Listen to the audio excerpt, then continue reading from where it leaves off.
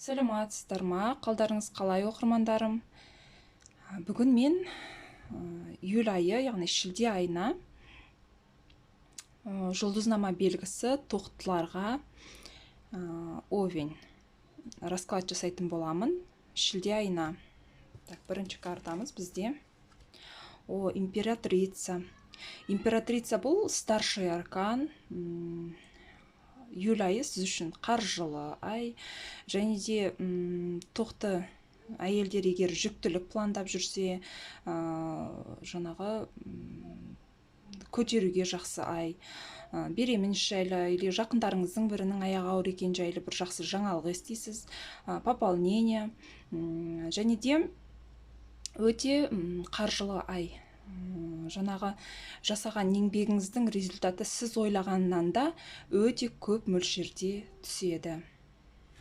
Келесі бізде екінші карта. Пятерка жезл. Пятерка жезл.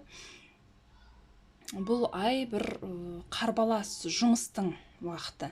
Және де сіздің қарсыластарыңыз өте мықты болады. Мысалға, жұмыс жағынан жұмысқа орналасайын деп жүрсеңіз, осы айда сіз ойлағаннан да жаңағы жұмысқа сөйлесетін адамдар өте көп болады. Или болмаса сіздің қарсыластарыңыз өте мықты болады. Сондықтан жұмыс саласында да бұл жерде кішкене требовательность қажет, мықты болыңыз. Бірақ енді императрица түсіп тұр ғой, бірінші карта. Арты жақсы болады, жұмысқа орналасу, жұмыс ауыстыру, бір конкурсқа қатысу, ойыңызда жүрсе, осы шілде айында мықты болыңыз, өз-өзіңізді көрсете біліңіз. Келесі карта бізде шестерка жезл. Шестерка жезл. Енді соңғы карта. Бұл нәтиже.